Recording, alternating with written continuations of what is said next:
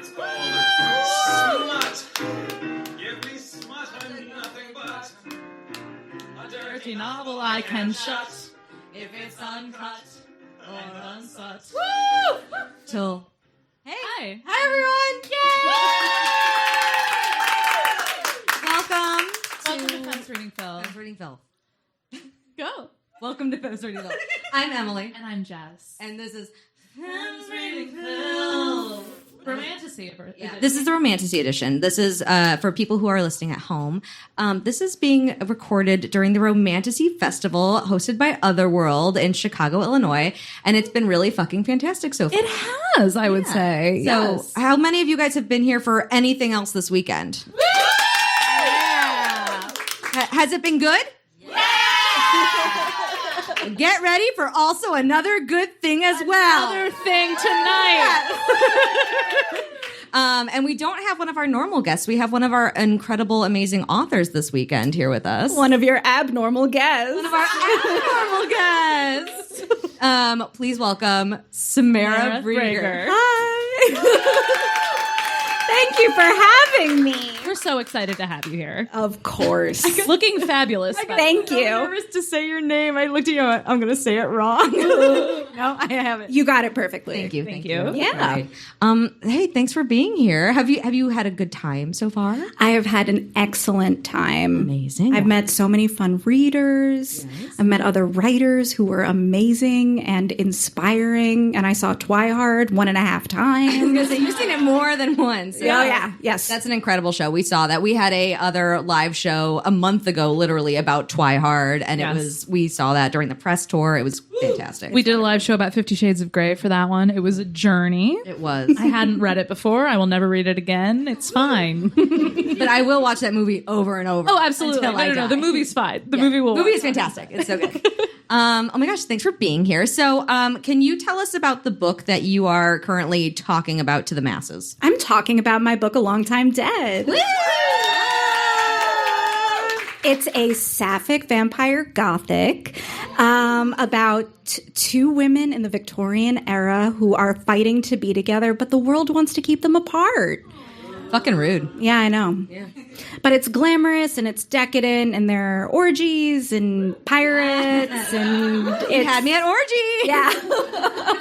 So this is a true story, I assume. Yeah. Based on your life? Yeah, it's pulled right from life. Great. Vampire, Sapphic, Gothic romance. I mean, Victorian vampires is just checking all of my boxes. Great. It's bringing me back to the Penny Dreadful. Oh, yeah. I've seen that amazing I show. saw the first season and then I stopped because I got upset.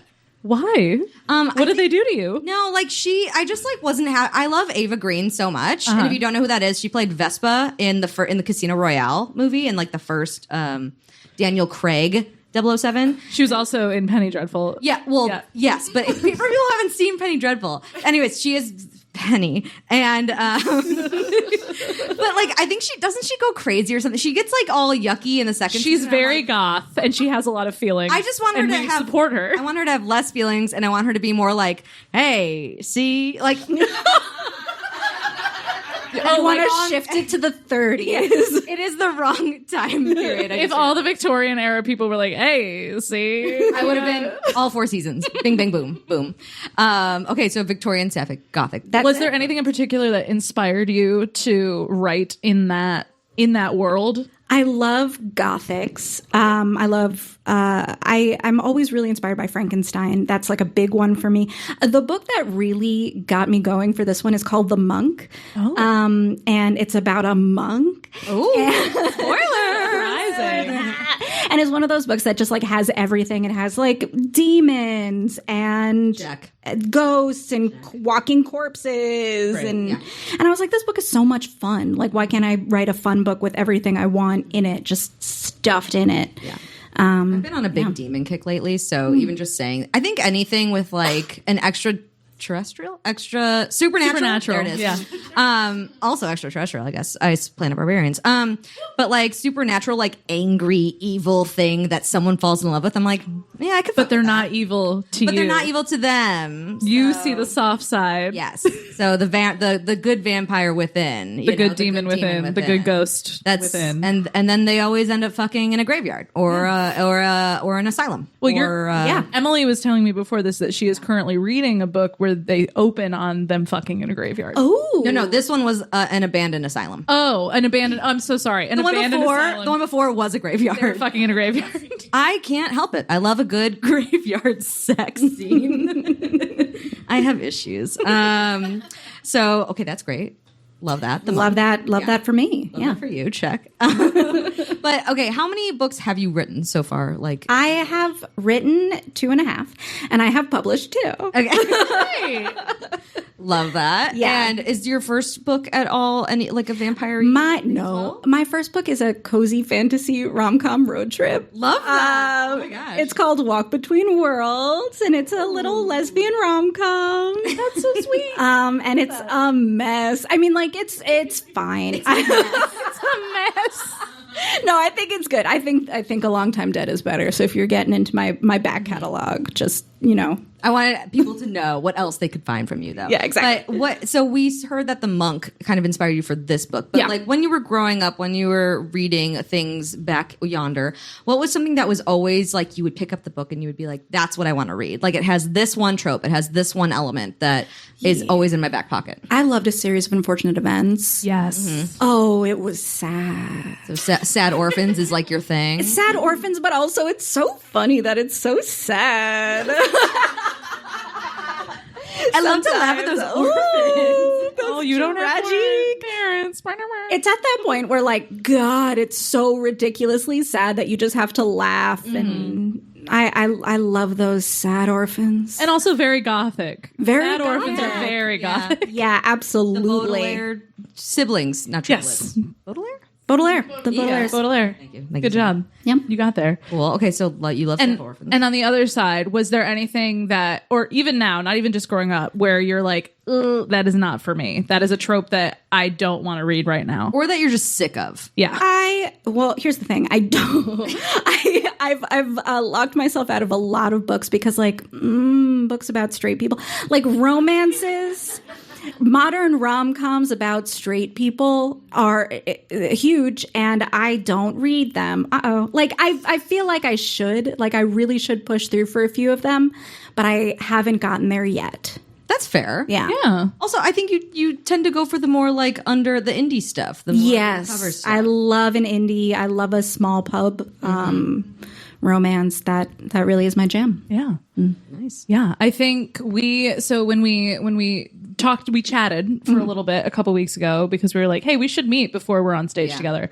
And you did request a Sapphic Vampire story for tonight. So is what we will be doing. Sapphic Sapphic Vampires. Vamps. This will be we've done 4 live shows. This will be the 3rd one with a vampire story, Yeah. I think. I mean- Vampires just keep coming up for the live shows.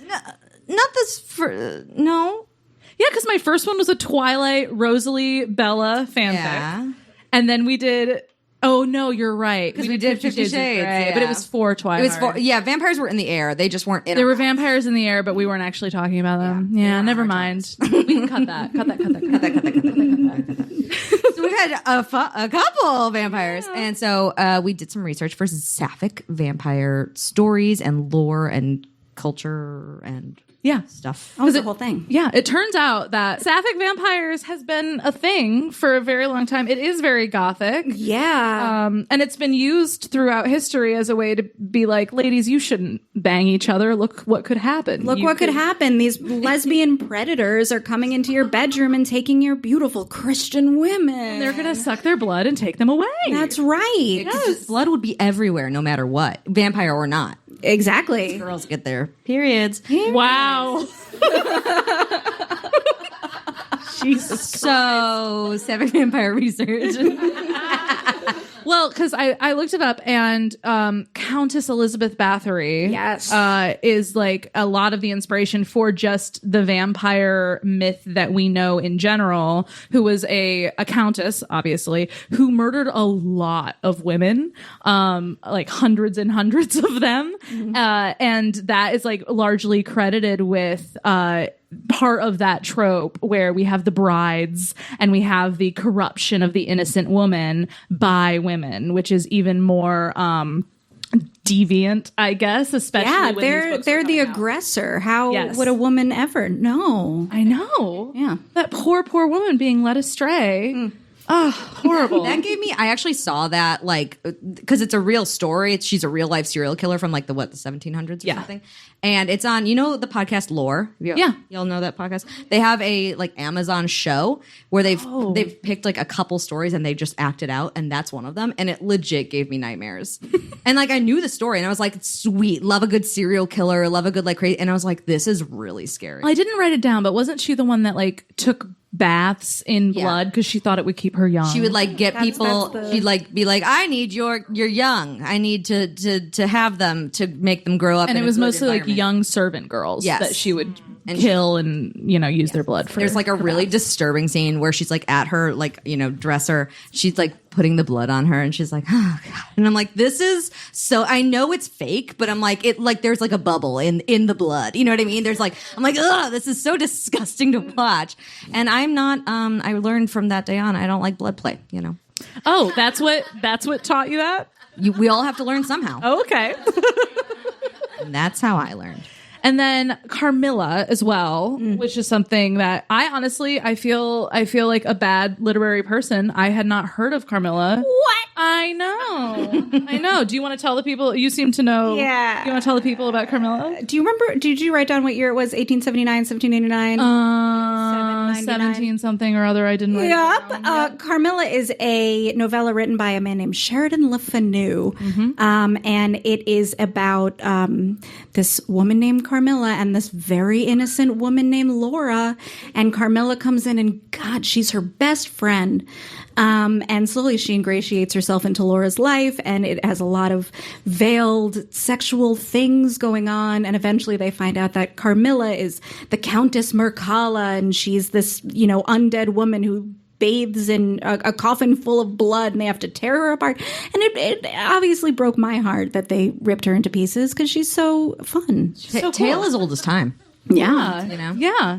And like they've taken that story, I think, and it's become many, many movies, many adaptations. There's a sneak Sapphic vampire before Carmilla. Ooh, tell me. There's a Samuel Taylor Coleridge poem called Christabel, and he meant to write a bunch of parts, and he only wrote 2 parts, and they find this woman in the woods and they're like, oh my God, who are you? And she's like, I'm Christabel. Speak up. Let women speak, girl. Christabel. And she's like, oh my God, these guys are like chasing after me. Can I come to your house? And she gets into the house. Wait, maybe she's not Christabel. Maybe the innocent girl is Christabel. I could be wrong. Christabel's a pretty innocent name. But they get her into the house, and like the next morning, she's like already, getting close to the father of the innocent girl, and she's like, oh my God. And then he never finished it, but it's I feel like it's going to be like Orphan. Typical like man. that movie where they get the 40-year-old orphan and then she ingratiates herself. I know about Carmilla because I had a weird film teacher in college who was like... obsessed. Who was like, we're going to make a film. We're going to make the best Carmilla film ever. And there's been like a bunch of adaptations. Yes. And I remember like in the 4 years that he was one of my professors, he had made a trailer. And like that was it, but it was like a really beautiful trailer, and it was like a girl on a pond, like a stream, and like just blood dripping from her. But that was the whole trailer, and I was like, oh, this is gonna take a long time. And it is now like years and years later, and I just saw they're like, we're finally ready to like unveil it to the world. And I was like, wow, that took a long time. Wow, he had to get Carmilla correct, But he never gave up. Sure. Never surrendered, never give up. And that's what we can learn from Carmilla. Yeah. Hey, let's hear it for Carmilla, everybody. Carmilla. Yeah. In case she's here tonight, we're all on her side. We are. We really are. We think she's fabulous. Do we want to get into Yeah. the story. The fanfic of the it all? fanfic of it all. Yes. Okay. So we did one story. We usually do two. But we figured we want to talk about you. We want to talk about your book. And we also wanted to talk about smut. So we had to pare it down. Yeah. So this time we did one fan fiction. We did. And the fic is called This Is My Body, This Is My Blood by LWTV, which we love a Florence and the Machine song title as a fanfic title. We really, really do. And it is it is part 1 of 2 of a completed series. It is 8 chapters long and was completed in October of 2022. And it is a Killing Eve fanfic. Has anyone seen Killing Eve in this audience? Or are we? Ooh, some of it? Yes. We got some over here. Over here. I have. Otherwise, okay. We need to summarize Killing Eve. Got it. Cool. Have you seen Killing Eve? I know about it because I'm gay. Got it. Yep. That feels right. And that's what inspired us to dress like this. We are dressed in honor of one of the characters, Villanelle, which we will tell you all who's about. very fabulous and a fashion icon. And like truly there were articles written about her fashion when the first 2 seasons came out. But don't worry, you guys. You don't need to know anything. We're going to explain. So yeah, Killing Eve is 4 seasons long. Most people who have seen the show really only acknowledge the first 2 seasons because the last 2 seasons were insane and not great. Did the writer leave? So it's actually very cool because each season had a different female head writer and showrunner. So Phoebe Waller-Bridge was season 1. Yeah, I knew that one.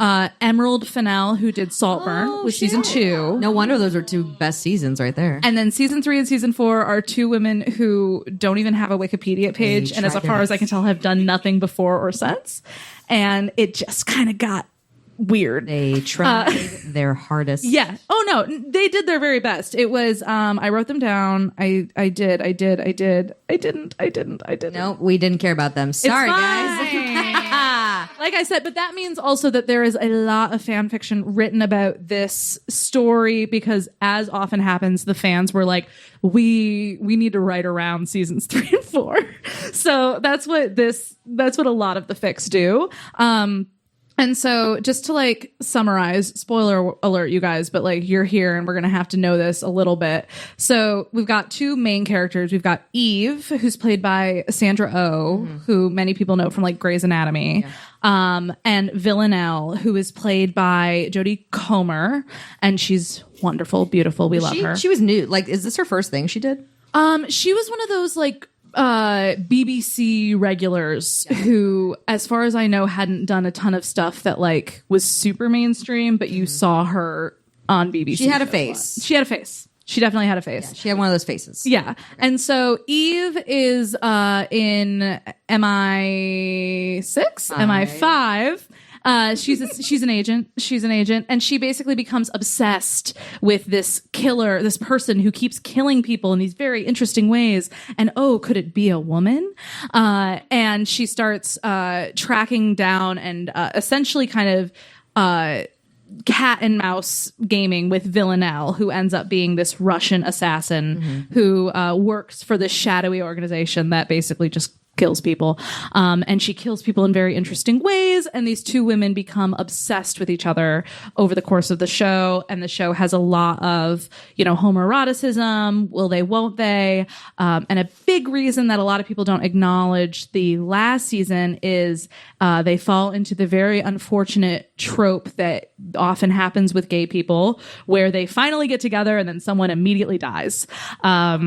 Yeah, so we don't love that. As old as time. Tales, unfortunately, that is a thing that tends to happen in media. It really broke my community. Yeah. People were like putting flowers outside billboards and like making memorials. Killing Eve billboards? Yeah. Yes. That's incredible. It was a big. Wow. This show is a really big deal because it really is the first show that I can think of that really was not afraid to dig into the eroticism and the connection between these 2 women in a more explicit way. And so it was a big deal for the community. And then it was a big deal when they fucked it all up. But good news for this story here, we are doing an alternate universe fanfic, in which our characters live in a world where vampires exist. So that's what we're going to be covering tonight. But yeah, just to get into Villeneuve as a ship, as a pairing. Oh, that's a good name. I'm just looking at our notes now. Oh, yeah. Villeneuve is great. They are both professional childless, middle-aged women. They're both hardworking, ambitious, obsessive people that find each other. There's this like cat and mouse dynamic between the two of them, and they are centered in the show. They are the heart and soul of the show. The showrunners have talked about, Phoebe Waller-Bridge said, every moment in this show exists so these two women can end up alone in a room together. So that's what we're dealing with here. Love Phoebe Waller-Bridge. Phoebe Waller-Bridge is great. Great. Hey, let's hear it for Phoebe Waller-Bridge, everybody. I'm going to get them to clap 2 more times for... Please do. And so other than that, I think I always like to shout out, because I love me some fan fiction, and I love me some fan fiction tags, because authors can do whatever the fuck they want. And so some fun tags on this fic was very Hannibal Clarice.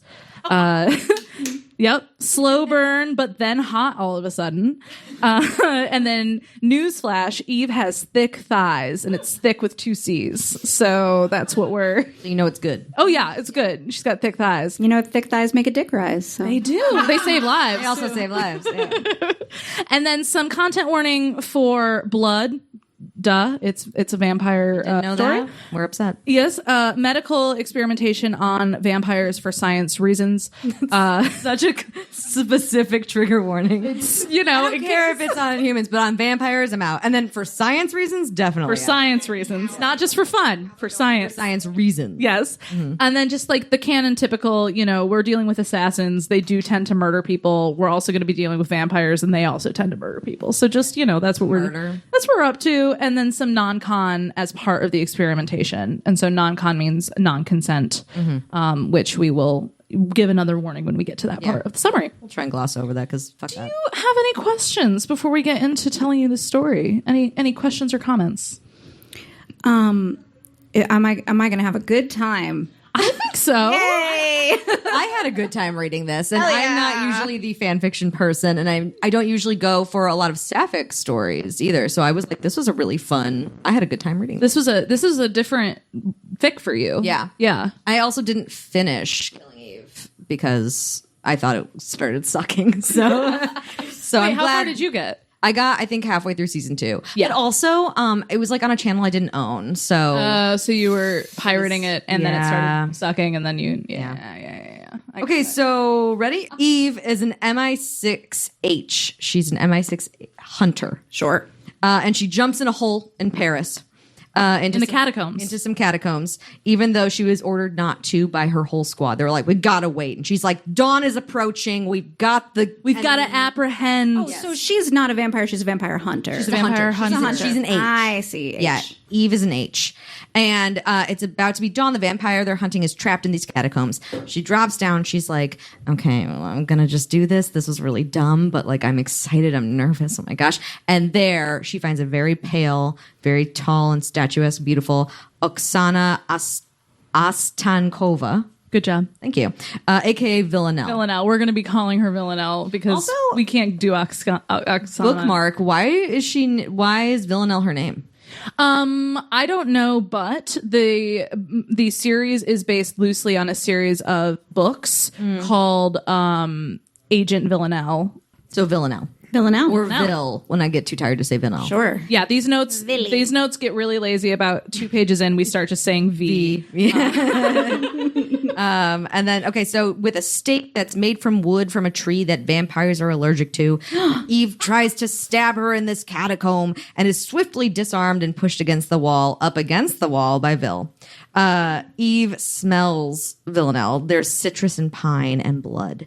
And Villanelle's like, oh, you're strong. And Eve like Eve is like squirming against the wall as we do, and Villanelle is like staring. They're staring at each other in the eyes, and it's very poetic. And Eve has an internal monologue thinking about how beautiful Villanelle's eyes are, even though she's trying to murder her. This is bad hunting. It's bad hunting, but they can't resist each other. out her squad while it's still dark in a catacomb. But Villanelle bends down to smell Eve's neck and her hair, and her eyes look all dreamy. And Eve is like, and they're both kind of like, well, they both smell. A lot of smelling in this. Also, They both smell warning each for other. smelling. If you guys don't like that, Also, how do we feel about citrus, pine, and blood as a scent?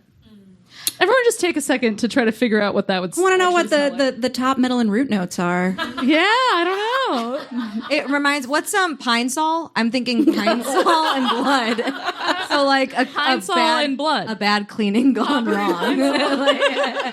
It's just she smells like pine sol, and it's so goddamn sexy. Eve is into it. Eve Yeah. is so into the pine sol. And sniffing. Eve, yeah, Eve is like, stop, please stop smelling me. And she does. And she asks Eve if she's going to run. Eve's like, no, because you're not like other vampires. And then there's like a moment, and then it's like, get down, blah, blah, blah, blah, and everyone jumps down. It's clearly like dawn has arisen, and there's no way for her to get out. And she is tased. The other hunters descend. Yes. Oh no! And take our girl Villanelle away. Yeah, and Eve's a little shaken, and the last thing Villanelle remembers is being like, she smelled good, and like is down. And then she passes out. Yes. Aw. And this is, it's okay. Things Okay, great. We'll get to it. It'll work itself out. It'll work itself out. I promise. and this is a dual POV, so we hear from both of them. So we hear that Villanelle, she wakes up and she's in a research center in London. And this is where they have brought vampires that they have captured to start doing science research. Sure. on them. As opposed to the non-science research that's happening at a different center. The humanities research. Yes. Where all the English majors go. All the majors went.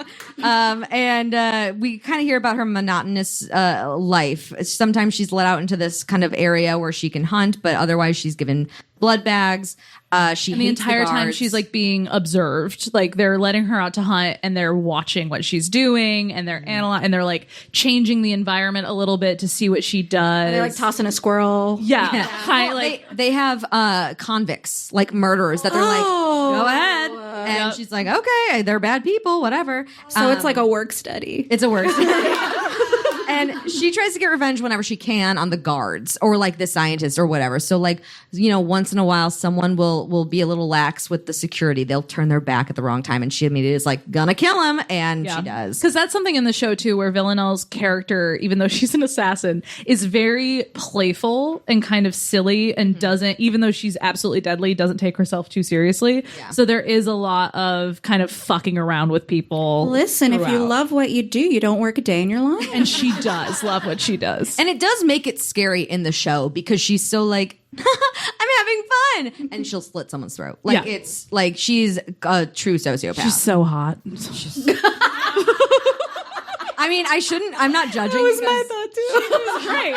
I'm not judging because I say the weirdest shit on this podcast too about like murderers. I and just speak the vampires. truth. I don't know what you're talking about. She's a good looking vamp. She's there for 6 months and she is constantly thinking about Eve. yeah. She thinks back to how they first met and she reminisces on Dasha, her Russian vampire friend who was her partner in hunting.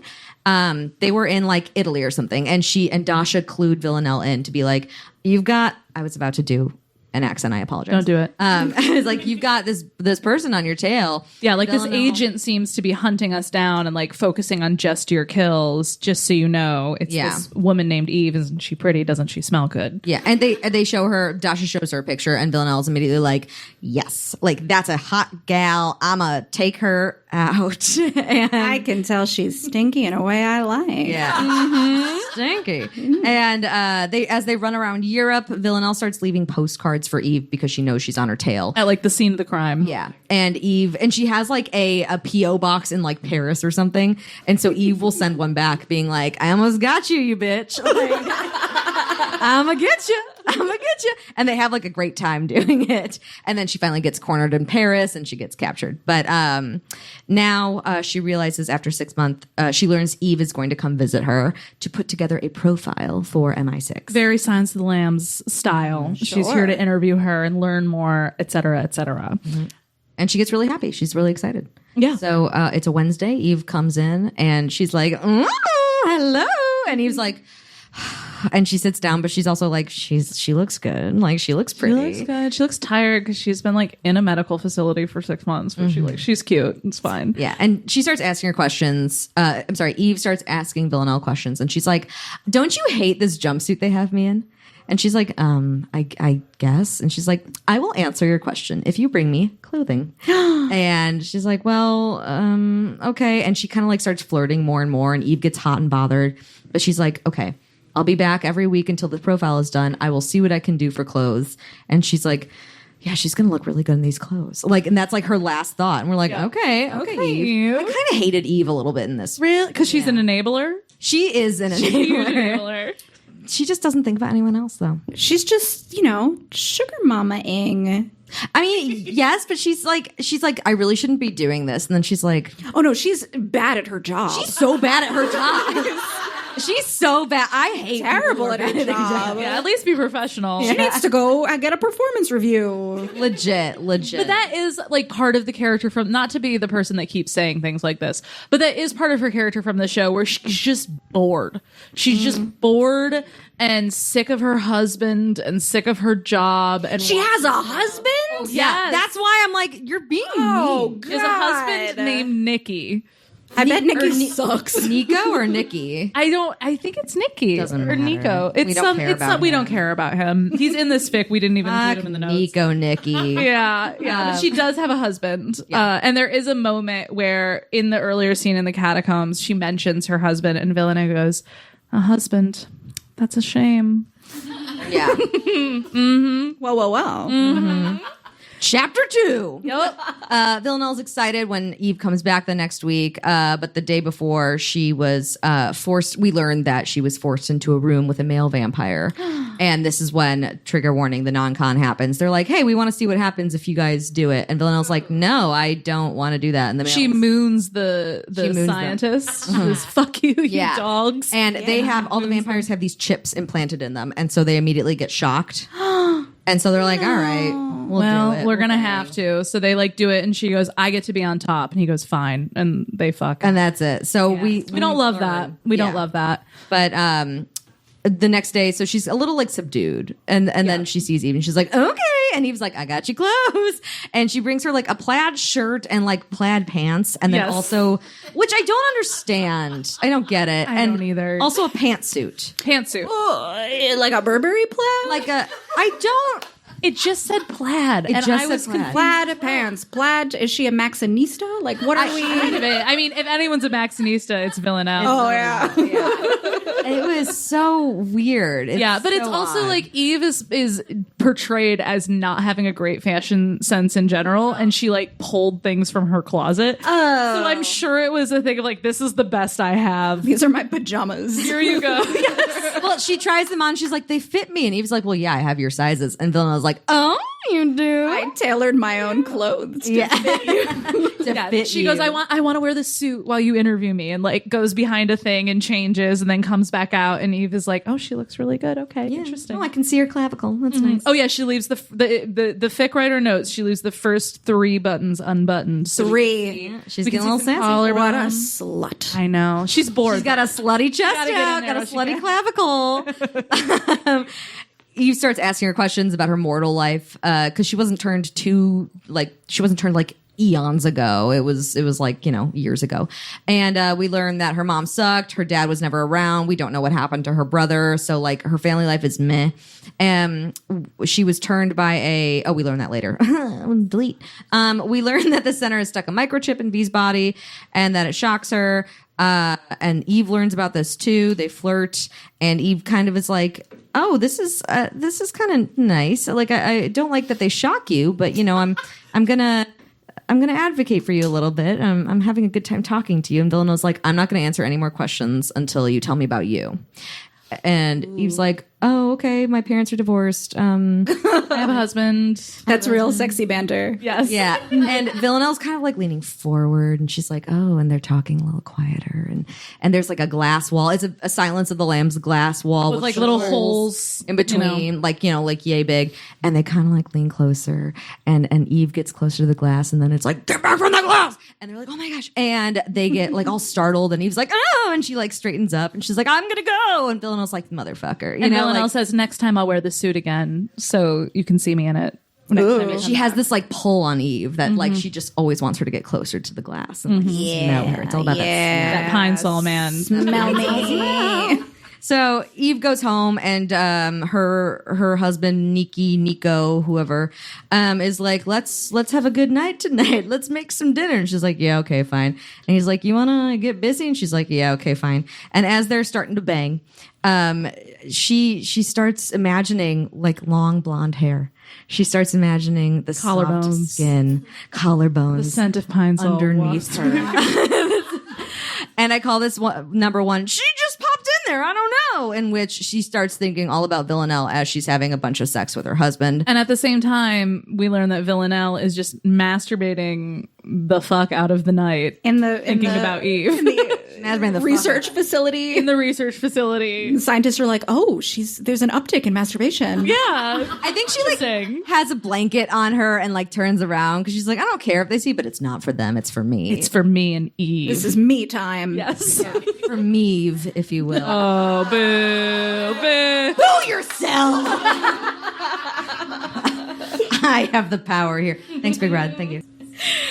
We learn that later on Eve comes back to Villanelle. She's just exhausted because that's been the latest test to see like what her human power, like what her human strength is like if she takes away all the vampire abilities that she would normally have. Just kind of fucked up, if I do say so. They make her do it like 4 or 5 times. Yeah, over and over and over again to kind of incredibly rude. Yeah, and for what science could we possibly be doing this? For human science. Oh, okay. Never mind. You're right. And so Eve comes the next day and she's like, why are you so tired? Blah, blah, blah. They talk about that. And we learn more about how Villanelle got turned. She asks about her being turned by Anna, her ex-girlfriend. And Villanelle's very kind of like, whatever about it. Like she says, they broke up. They had a volatile relationship. And like an on again, off again situation. And they hooked up one night and she knew that Anna was a vampire. And they got into a fight, and Anna tried to kill her. And then she regretted it, so she bit her and then gave her the blood to turn her into a vampire. Even though Villanelle did not want to be turned. Yes. It was, it was against her will. And dramatic. And then Anna was so distraught that she offed herself. Yes. So now she's left alone in a new vampire body. Anna, no. Alone. Without her very scary ex-girlfriend that turned her. Yeah. And isn't that always the way? Yeah. I've been there. We've all been there. Classic Wednesday. So as she's saying this, Eve gets really upset about this, and Villanelle is talking, and she ends up sticking her fingers through the glass holes, through the thing.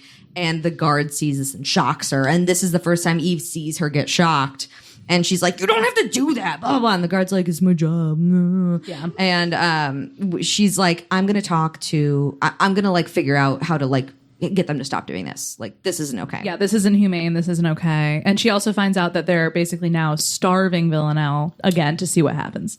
Like, they're denying her blood as part of this medical experimentation. Wait, Eve doesn't have any objection with her being trapped in this medical facility, but the starving and the shocking, that's the line. Well, she didn't know what was going to happen in the medical facility. She was just like, go anywhere. I guess that's her job. Yeah. Also, she's like a serial killer. Like, Villanelle like killed a bunch. Yeah, I guess, but she is pretty. She's pretty though. Can we get a pretty? It'd be like a vacation for her, Right. Like she's seen her get shocked, get not fed, get eaten. She's not eating. She's eating. She's eating people. She's eating and not eating. Yeah. A classic Wednesday. Chapter 3. Eve is having a sex dream about Villanelle. It starts out like that. And I call that now number 2. She's not even trying to get her out of that mind anymore. Like, she's just in there all the time. She's not dying herself. She's opened the door and propped it open. Propped it open. And she's thinking about Villanelle fingering her and biting her neck.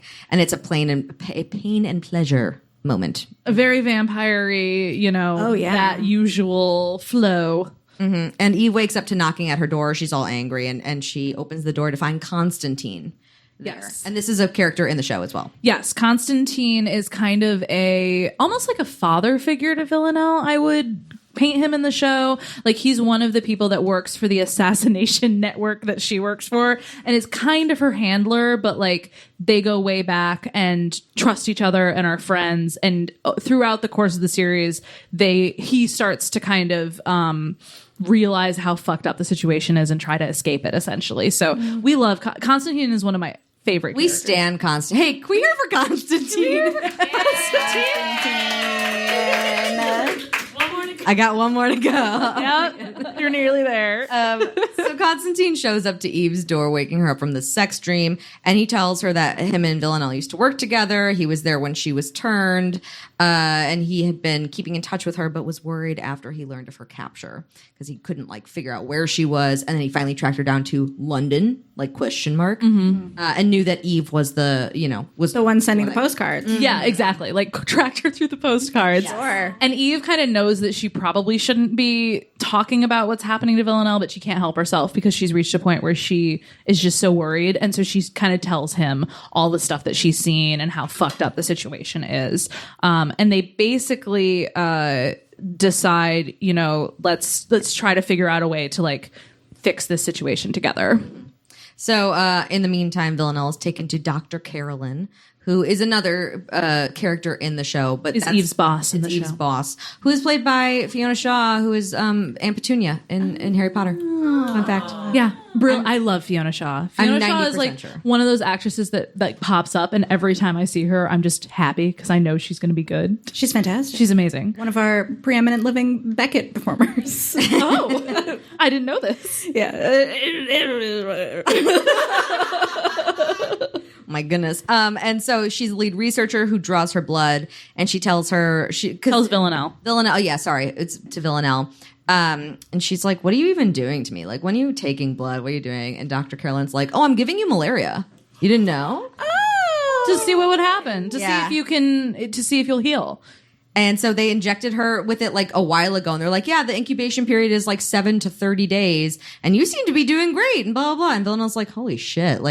I didn't really care what they were doing, but this is pretty fucked up. And we hear about that. And Caroline's like, well, we'll use your blood to have a better cure for people. You're doing good. And Villanelle laughs in her face and basically is like, fuck you. And she starts realizing she might never actually get out of this research facility. And she's very worried. And she thinks of Eve to calm her down. Oh, that's nice. Yeah, she's having a panic attack and thinks about Eve's thick thighs and beautiful hair. Wow. She does have great hair. She's beautiful. She has gorgeous hair. Gorgeous. If you haven't seen it, look up Sandra Oh's hair, everybody. Or just Sandra Oh. I guess you don't have to look up her hair. No. Yeah. Only her hair. I only Sandra Oh you see hair. Her face. It's not worth it. Just her hair. Just her hair. So it's the next week. Eve is there for a visit, and the guard has stepped away for 10 minutes because his batteries aren't working and his walkie-talkie. Ooh, beep boop bop.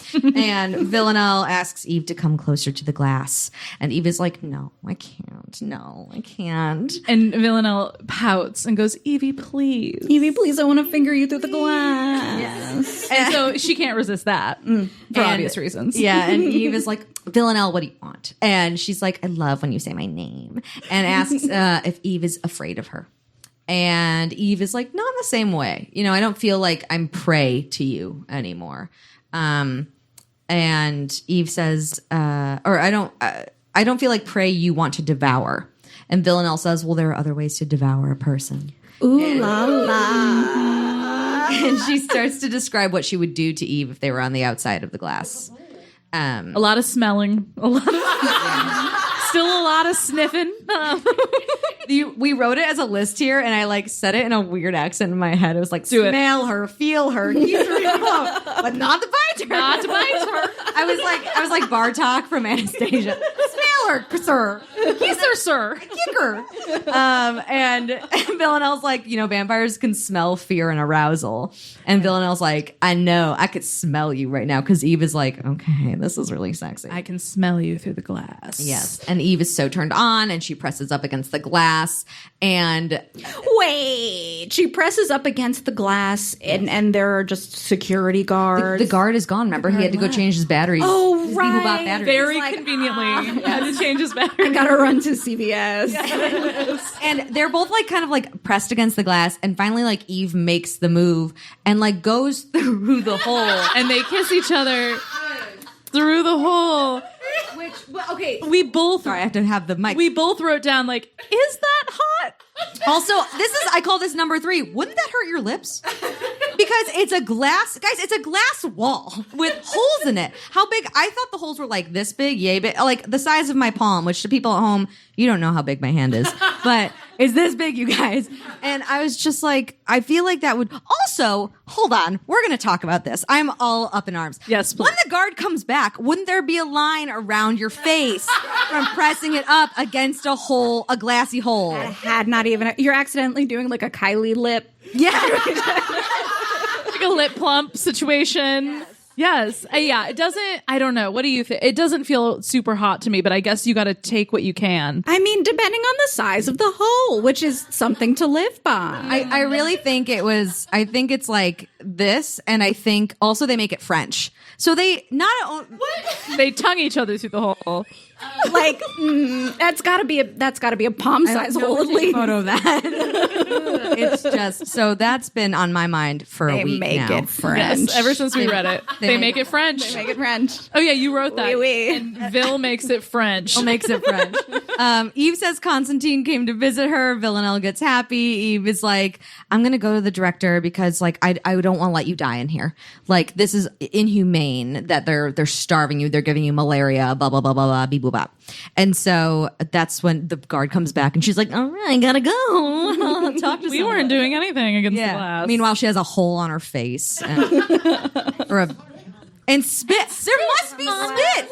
Yes. Like a makeup print. Yeah. And every time you like, she sticks her fingers through there, she gets shocked. So wouldn't they? Well, the guard shocks her. The guard sees her stick her fingers through. Not like a dog electric. So it's not like an electric fence. All right. That would be a whole other reason to not put your lips your on face it. against Yeah. But Chapter Eve, Eve does try. Eve, to her credit, does attempt to go to Dr. Carolyn and be like, this is really inhumane. This is not okay. But it does not go well, unsurprisingly. It does not work out. And Carolyn says, this is not a zoo. We're not here to take care of them. We're here to learn things. Dr. Carolyn, you Yes. monster. Awful. And Eve is like, where's your humanity? Like, these used to be human beings. Like, you should treat them well.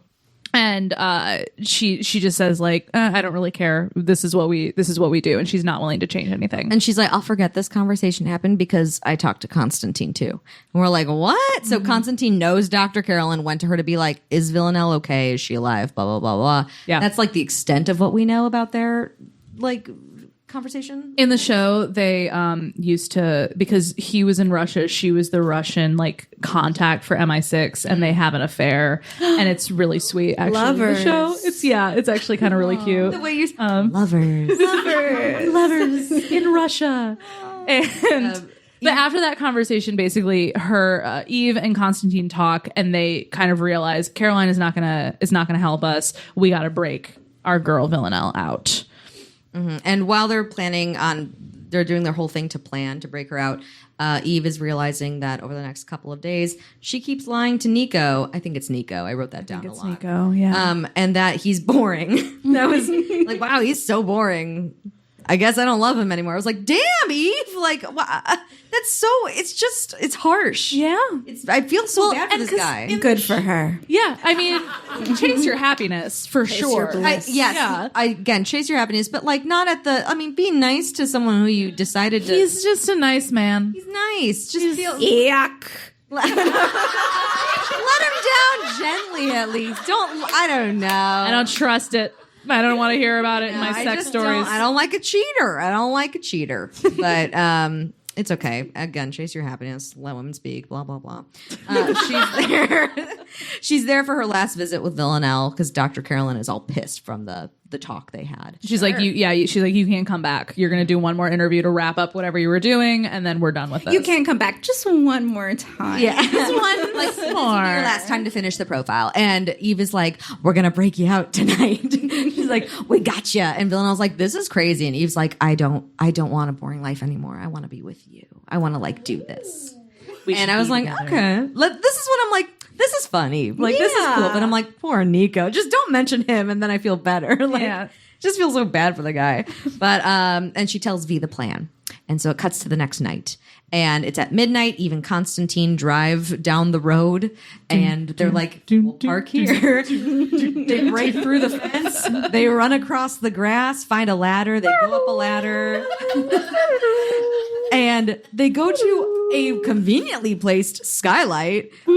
And they remove the glass. They cut the glass. I was thinking like a Great Muppet Caper. I was feeling like they were stealing the baseball diamond. Mm-hmm. Thank you. Mm-hmm. Hashtag Muppets Forever. And they do this. He lowers her down on a rope, but the rope isn't like long enough, and she has a syringe and blah, blah, and they're basically lowering Eve down into the guards station. Like, she's not being lowered directly into Villanelle's cell. Because she's got to neutralize the guard. It's close to the cell. Like, you can see the cell, though, because Villanelle watches all this happen. Yes. And she gets down. Her boots, like, hit the ground. The guard's like, what? And, like, looks up. And she has to, like, run and stab him in the neck with a syringe full of drugs.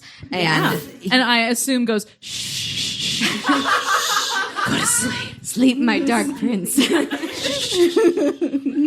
Remember me.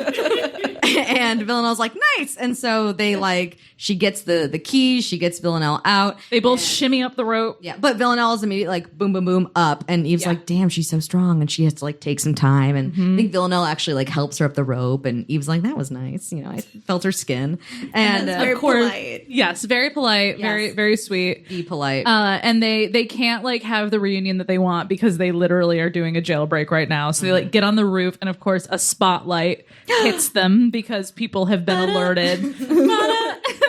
And they run, and bullets are flying, and Eve gets shot and falls, and Villanelle goes back to help her. She gets shot a bunch of times. She also gets shot.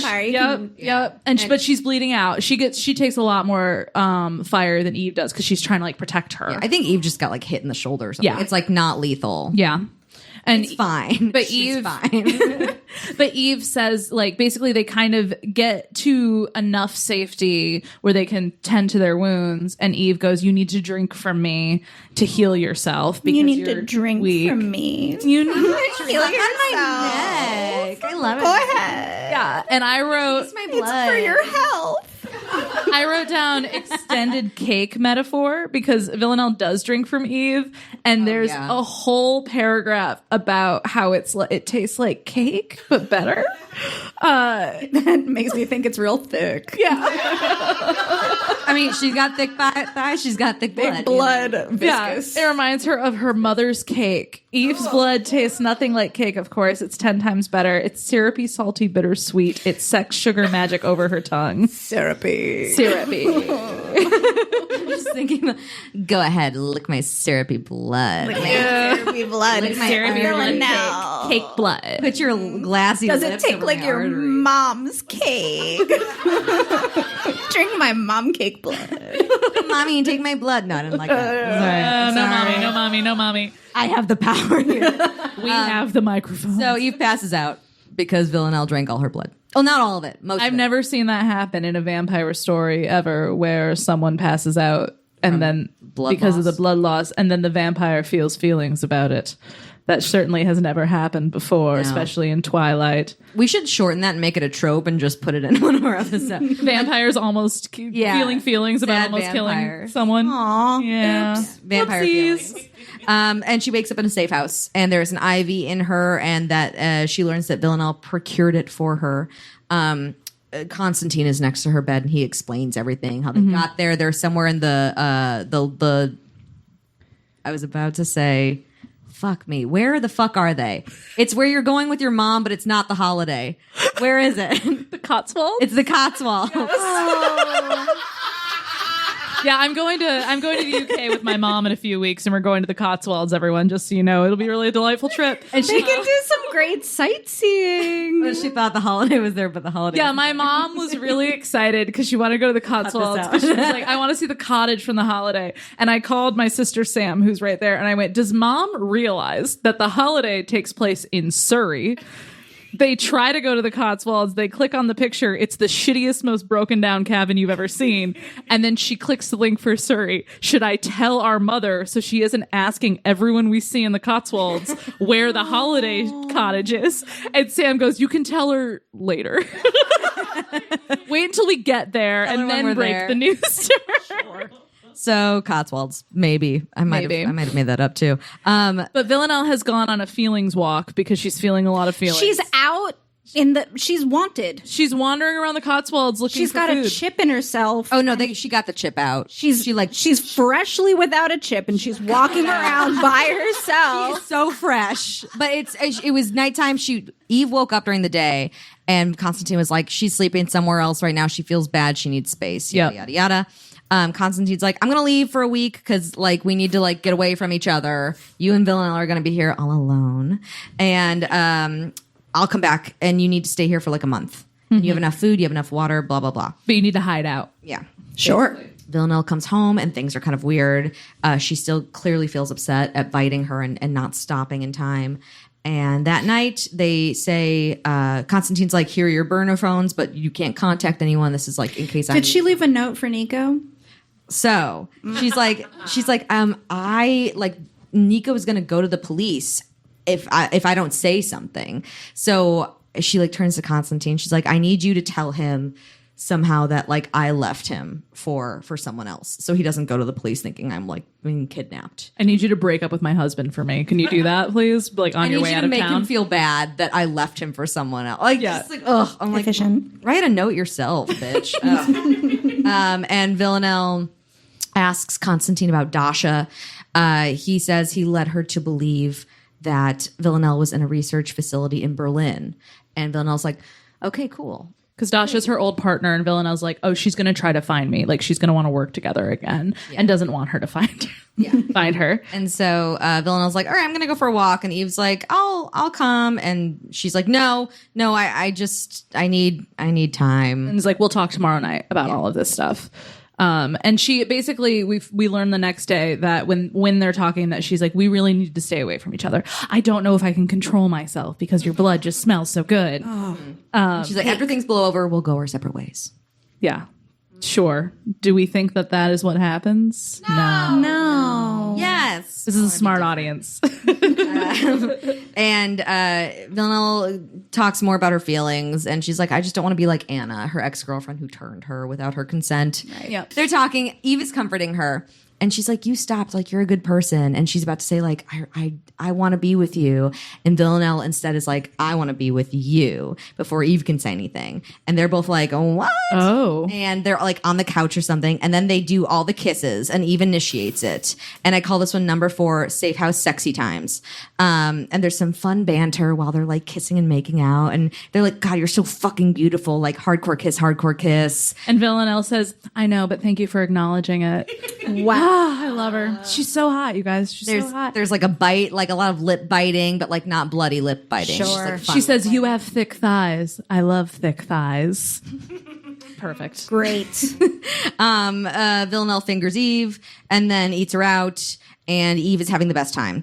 And Who wouldn't? right? And this is like for her first time with a lady. She's never been with a lady. So- She's just figuring it out as she goes along. time. We Quick respect it. And she's like, hey, can you bite me again? And Villanelle's like, are you sure? And she's like, yes, do it. And so she bites her boob, which I was like, I don't know if I like that. I feel like there's not a ton of blood in the boob. Yeah, just be fatty. Fatty and like like capillary. Yeah. Also, where on the boob are we talking? Like, is your mouth full? Just chomped a nipple. Or like, which way were you facing? Were you facing up? Were you facing to the side? Was it just like right here? You know, I have some You had questions. some logistical questions. Follow-up questions. If you know, if you're a vampire that's bitten a boob. But a boob did get chomped. And Boob got chopped. And Eve was happy about it. Eve touches her while that's happening. They keep touching each other. They both come, which I was like, great for your first time. Love that. Yeah. You know?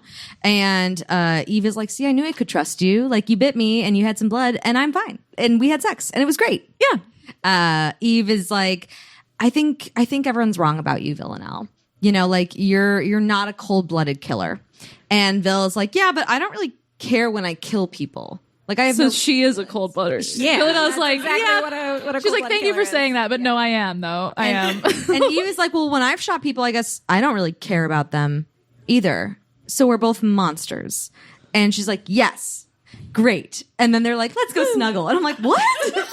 What a random, like, it was very odd. But find I love it. Yeah, it's like a very small support group. I liked it. It was just odd because then they immediately are like, let's keep going. Let's go to the bedroom now because they were like on the couch. And I was like, what a strange interlude. I feel like that should have come They right had to before. agree that they were equally fucked up so then they could keep having going. sex. And have more fucked up sex. Yeah, that's very fair. They Communication bang. is very key to fucked up We sex. love good communication. Yes. We love fucked up sex.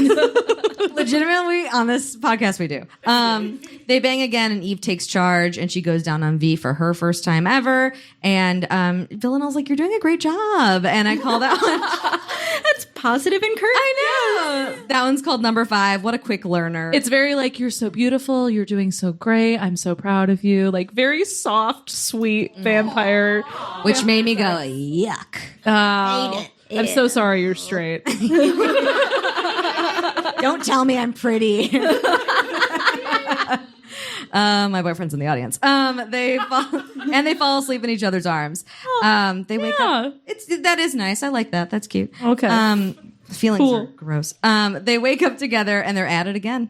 And Villanelle eats out Eve. Eve asks her to bite her again. To bite her thigh, which makes a lot more sense to me. I agree because arteries I've seen there. that on True Blood, so I know that that's what vampires do in real life. The documentary True Blood. I know. It makes total true. sense, though. It's like, okay, you're already down there. You're already eating out your girlfriend. Femoral artery is Just right there. turn the You gotta head. be careful. Yeah. That's fair. It was risky, but they did it, and it was fine. I forgot. Oh, and you wrote the quote, "So close to her pussy that Villanelle's cheek rubs against her outer fold." Quote. That's a quote. And then I called this one number 6. Gotta get that femoral artery bite in. Do you For like some reason, the cheek and the fold, fold? just those two Yeah. words together. fold is a really sexy way to describe things. Oh, Actually, I think putting outer in front of it is even sexier. Outer fold. my outer fold. Like, I love it when you Look at this outer fold. when your cheek is near my outer fold. I get flutters in my tummy, you know. Fold flutters. They cook and they hang out. We basically start having a lovely domestic safe house life together. Bunch of sex, bunch of hanging out. local produce. Yep. Farmers market. We adopt a cat, probably. It's fine. Join the co-op. They decide to go for a walk one night. They find a pond and they're like, let's skinny dip. And they do. And they just keep banging everywhere in the pond and out of the pond. And Vil goes off for a hunt one night, leaving Eve at home reading a book. And suddenly someone rings the doorbell. And Eve is alone, and she very quietly like kind of goes up and looks like out the window. And she sees an older woman in her 60s wearing a beige blouse with flashy leopard gold pants and leopard like mules. Which is how she dresses in the show. Yeah. She has these incredible like 80s aerobics outfits that she wears. Dasha. We find out that it is Dasha. Oh, yeah, it's Dasha. It's Dasha, who in the show is played by another amazing actress who she was in Succession as the mom. If you know who that is. She's been in a lot of things and she's just brilliant in all of them. Yep. Yeah. So Eve is freaked out by that, turns off the light, like steps back, is like, oh shit, we've been found. And they kind of had an idea that this might happen, but they were just kind of hoping it wouldn't happen. But Dasha gets in through the back of the safe house, which feels like a security flaw to me. Well, before she can go, because Villanelle like went out, so like through the back door, probably I would assume. So Yeah. she couldn't like get there fast enough to lock it because vampire speed. But also, you're in a safe Lock house. it Lock the already. door. This is an Lock the door. MI6H. The Cotswolds, maybe. This is a high security cottage. You have to lock the door. Burner flip phones. I don't know how high security it is. Eve gets all pissed because she's like, "What the fuck are you doing in here? Like, get out of here." Yeah, because Dasha's like, I'm here to reclaim Villanelle. I'm here to take her back with me. And Eve's like, excuse me. She's her own person. She's her own person, and exactly. also I have claimed her. Yes. We have claimed each other. Also, she's mine. Also, she's mine. She got really close to my fold earlier this week. The outer one, if you had any questions about it. Yes. Villanelle comes home from hunting, and Eve sees her trying not to like sneer when she's like, "Dasha," you know. I guess it's more like Dasha, you know. She's holding it in, and Dasha is like, "Okay, you're here. Let's go." And Villanelle's like, "No, I'm with Eve now. Like, this is my lady. I'm claimed by her." Dasha gets pissed. And she grabs Eve, and she's like, "Okay, I'll just kill her, and so then we can go together." Like, I don't know. I'll just get rid of this. What's so wrong with this? Yeah. You know? And Eve does does a stomp down on Dasha's foot to Is get her. Dasha a vampire? yes, Dasha is the vampire partner that was with Right. Villanelle the whole time. She's the one that clued her in that Eve was following her the Gotcha. first time. Mm-hmm. She's like a 60-year-old Russian vampire lady. Yes. Sure. Yes. And so after Eve kind of smashes the foot, jumps out of the way, we then get a vampire fight. So we get Villanelle and Dasha having it out, breaking all the furniture in this lovely Cotswolds cabin safe house. Oh no, not the China. Yes. And meanwhile, not the high security China. And meanwhile, Eve's like, "Okay, I need something wood." She sees like a wood spoon, and she tries to like break it over her thigh, and she's like, "Can't do that." Like, hits it in a door, kind of makes it like as a stake, and she's like, okay. And she looks up, and they're just like everywhere fighting, like all over stuff, and she's like, "I don't know what to do. I can't." But is it the tree that the vampires are allergic to? So this spoon, I don't know. I don't know. I was just like, I guess all wood, maybe that was a very special steak that would like extra That kill only them. the hunters had. kill, Yeah, but I guess all any wood wood works. Yeah, or maybe it's a In a new production pinch. line. In a pinch. Yeah. The fanfic Store-bought writer is fine. The fanfic writer did not explain, unfortunately. Please But call us fanfic writer. She does toss this spoon to Villanelle, who catches it out of midair and stakes Dasha in the heart. And so that's the end of fucking Dasha. Yep. Can we get a round of applause for the end of Dasha? Wonderful. I still have one more. That wasn't your last one. That was for me. They go and bury her outside. They clean up the living room, and Villanelle's like, "Well, at least she didn't break the fucking TV, like that fucking bitch." And like that's how they're like, "Oh," and they like hug each other. We can still watch Barefoot Contessa. Like a very sitcom moment, I'd say. They're both covered in dirt. They just buried a body in the backyard, and they're like, "You want to watch TV now?" So after this, Eve goes to sleep, and Villanelle goes on a walk. Another feelings walk. Another feelings walk because she thinks she doesn't deserve Eve. She's like, "I'm such a bad person. Like, I shouldn't be with her. I should just go my separate way." Shouldn't be with this perfect, very bad agent. Very terrible at her job. Very bad at her job agent. And she brought all this horribleness in, and she doesn't believe Eve is actually going to choose her when the time comes, when they can finally leave the safe house. Mm-hmm. And Constantine calls and says, "Hey, I'm on my way," which means that they got to talk because they got to figure out what they're going to do. And Eve says, "Oh yeah, well, I need to go to London to like grab some stuff, but then we should absolutely leave together." And Villanelle doesn't initially believe her. It's like, "Oh, well, you need to go back to London to be with your husband." And she's like, No. I just need to get like some jeans, Medicine. And my eye drops. Needs to get my Lexapro and my passport. and then we're out. And Villanelle like breaks down crying and is like, "I didn't think anyone would ever choose me." And Eve says, "I'm choosing you. Is that okay?" And Villanelle like nods and like keeps crying into her neck. And then she goes, "Your hair is so amazing." Pretty. So pretty. She chokes that out and earns her a laugh. So gay. Pretty gay. One of the best parts of dating women is how beautiful, the hair is. You can just stroke it and pet it. It's nice. Just one Pet of him like these. a horse. Like a horse. Emily, have you ever pet a lady's hair like a horse? No, I have Amazing. not. I don't Do it think like this. because you know what? I don't like it when people touch my hair usually, so I try not to touch other people's hair. Noted. Fuck you know with what? you by touching your hair. Well, you know, when I was growing up, everyone would like always grab the curls and try and boing them, and I was like, okay. don't fucking get your oily fingers all over my oily curls. I don't want to trigger your It's trauma, so I specific. guess I won't. It's touch too late. People did that to me too, but I love attention. Yeah. I have recently discovered I do like some head scratches. There you go. I like it's like from the back of the neck up. Yeah. That's a nice. It kind of puts me to I'm so happy about you and your growth. That's great. you know, Look at you. 32 and thriving. Anyway, so that very gay moment happens. Eve has beautiful hair, and we all love that. And they basically just Constantine shows up and goes, "Well," This is a whole info dump right here. But Yes. This is the end, so get ready. and Constantine goes, "Well, there's groups of wealthy vampires who are organizing together and trying to take down these research centers, and they're based out of Vienna. So do you want to do that?"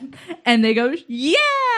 And then 6 months later, we're in Venice, and Wrong V place. wrong V place. Well, they went to Vienna first. They hooked up with the wealthy vamps. They were like, "We got you. We're in." Yes. Now they're in Venice. Evenville are stalking and take down Helene. And so the last thing that they do is they murder someone together, and it's really romantic. It's really sweet. They crack open a guy together. And Eve is like, "Let's go." They murder someone. They go, "Let's go do a gondola ride." And so they hold hands and walk away, and Eve feels alive. Aww. And then there's a sequel where they just murder a bunch of people. So we don't need to get to that. Delightful. Yeah. And So that's the fic. That's the story. Did you like the fic? I loved the fic. What'd you think? I think it was a good fic. I like all the improbable kissing through a hole, particularly. Yes. Thank you. Yes. Don't you clap for that. Don't mad about that. I like that Eve just like fully blew up her life. Like she didn't wear a mask just in case she needs to go back to MI6. I know. She was over it. She was done. I know. She was like, fuck this job, fuck this husband. Yeah. Fuck this woman. And now she only goes out at night, so she doesn't need a mask because like cameras don't work at night. So Sure. that's like how that works. Sure. Sure. Yeah. Is it? Probably. It is now. In Vampire World, yeah. Out of 5 raccoons and trash cans, because we are just 2 raccoons talking about the best trash in town. How would you rate this fic in comparison to the research on Sapphic Vampires, in comparison to how much you liked it and liked us? 5. No explanation. 5. A trash can filled to the brim with raccoons. Did you have a good time with the fic though? Because you were worried about that at the front. I was. And I had a lovely time, a delightful time. I should never have doubted. Aww, so cute. We thought that a good way to close this out was to play a quick game. Sure. If you don't mind sticking around for another 10-ish minutes. Yeah, you guys ready for a game? We do a game? Okay. So we have here cards with famous vampires. We're going to do a bracket style who would you fuck to decide who is the winner, who is the most sexiest, fuckable most vampire. fuckable of these 12 vampires that we have pulled out of the ether. Gotcha. And we will probably be asking for some audience input. Yeah, we need someone to hold up these cards. So does anyone want to like get up here and hold? Oh, we immediately one person. Come on up here, Sammy. Come on, Sam. Sister of the podcast, Sammy Mole, everybody. I wrote down a whole bracket system. It does look like DNA, but I'm excited. So we're gonna. You were drawing that cool S. Yeah. Sonic the Hedgehog. Close your eyes. Do I do pick this. 1 or 2? Pick 2. We're gonna do this One, scientifically, science 2. reasons. Okay. Okay. Oh, hell yeah. Okay, you want to read off that one? Okay. This one is It's a long name. Santanico Pandemonium. Yes. From Dusk Till Dawn, 1996, Salma Hayek. No, that's. Oh yeah, that is Salma Hayek. So Salma Hayek in From Dusk Till Dawn, where she has the like bikini and the snake, and Yes. it's a whole thing. And then the Count from Sesame Street. So Sam, if you would like to just show these to the people, Here you so go. we can have a visual aid. So this is going to be hard. This is really like, who would you, the most fuckable vampire? The most fuckable between these two. It's I know a tough it's choice. because like, Salma Hayek looks great, but the Count can count. He can count. So He counts the spiders on the wall. He counts the something in the hall. He's a Muppet, so he can take a whole hand. Yes. I was about to he has a hand in him at all times. He knows what he's doing. And I haven't seen From Dusk Till Dawn in 15 years. So we're going with the Muppet. Yeah. All right. What a beautiful day for So Muppets. we have Muppet is our winner. I'm so sorry, Selma Hayek. You are very hot in that movie. Very hot. All right, close your eyes again. beautiful. Okay. All right. We have classics. We have Gary Oldman as Dracula in Dracula, Bram Stoker's Dracula. Yeah. Specifically the Gary Oldman one, though. Specifically Yes. that one. And then we have Lestat from Interview with a Vampire. And we did go with the Tom Cruise version because I feel like that's the one most people know. I prefer the fresh Lestat, the new Lestat. The new Lestat is good. Yeah, Yes. he's a wonderful Lestat. I'm going to go with Lestat because Gary Oldman kind of sucks Wait, like as a person or in as a person. Fun fact, haven't seen either of the. Actually, no, I did see Interview with a Vampire. I remember Tom Cruise really upsetting me. You haven't seen the Dracula with Gary Oldman in it? Oh, it's With, like, so Winona good. Ryder? Well, we got to have a movie night soon. Okay. Yes. Okay, so we're going Lestat. We're going Does everyone Tom feel like Lestat. Lestat's a good choice? Because Tom Cruise in his personal life is way better than Gary He's way better. There's way nothing weird about Tom Cruise. Oldman. Way less problematic. well, we know that he can jump on a couch, so he can jump anywhere. Oh, he's got big ups. He's got big. Yeah. He's active. He's got a strong vert. He's got a strong vert. Okay. Oh, okay. The Countess from American Horror Story Hotel, Lady Gaga. Mm-hmm. Oh, and Nadja from What We Do in the Shadows. two strong contenders, Yeah. if I must say so myself. I'm gonna pick Nadja because Hotel kind of went off the rails. Also, Yeah, that's- I love when she sings that song with Laszlo. It's Which like, one? Who's going to come first on their wedding night? I think Nandor might. So good. So good. Okay, so we have our first three, like in the second bracket, but now we have the sixth. I don't know how brackets work, so I'm right. Go, don't worry. We're going to post this on our Instagram. Ooh. Okay. We have Celine from Underworld, Which was a big deal for my me. mom loves that movie. Celine. But then we have Queen Akasha from Queen of the Damned, Aaliyah. She's gonna win. Yeah. What? Not Celine and all the leather? Aaliyah wins. So. Look at Celine. She fights. She's got guns. Decider. This is my show. But fine, fucking Aaliyah. Also, yeah, like she's pretty hot, so I get that. I have to put up a fight for some things, for what I stand for.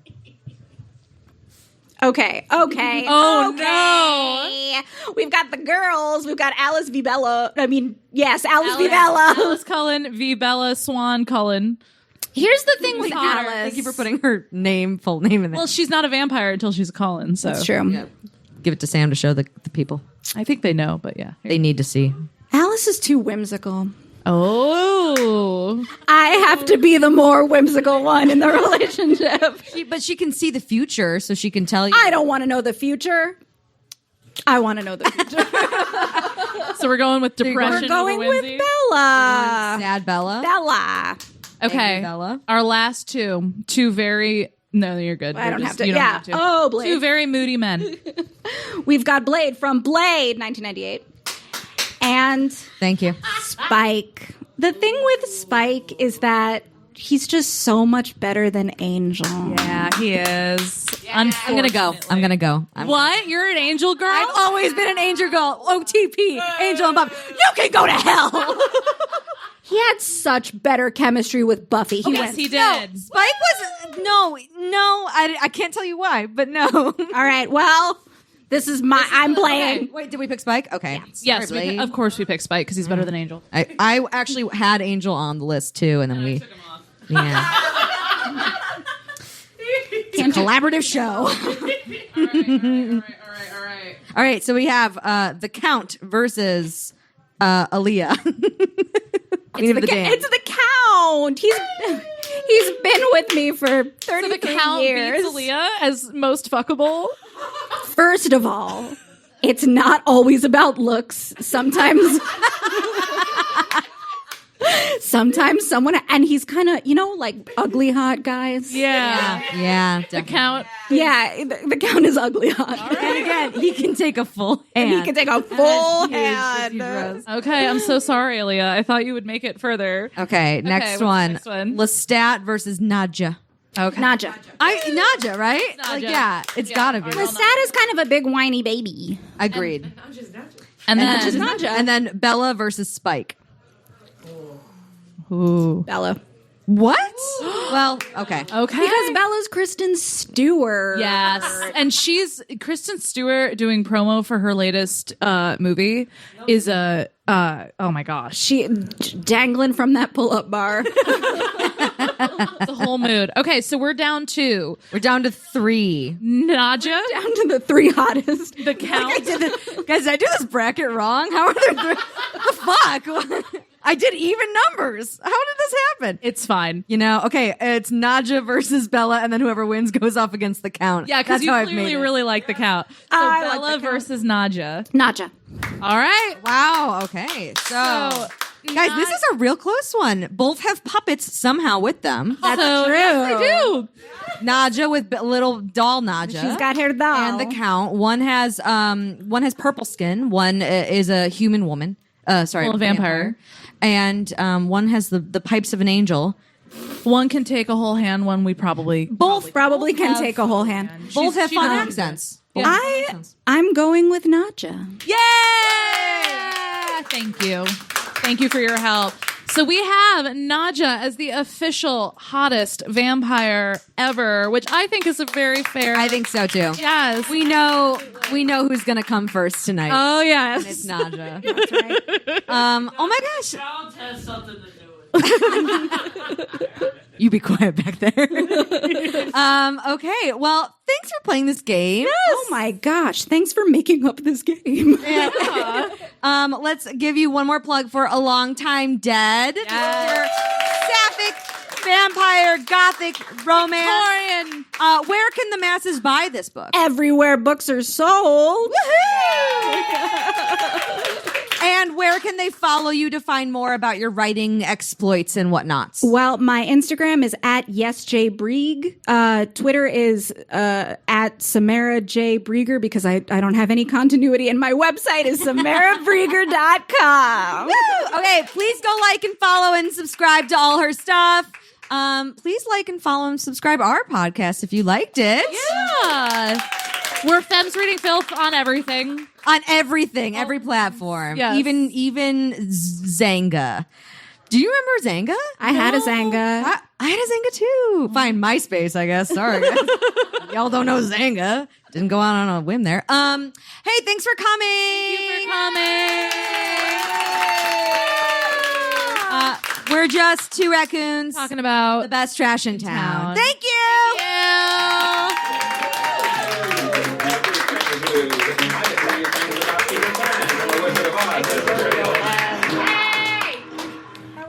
You can go now.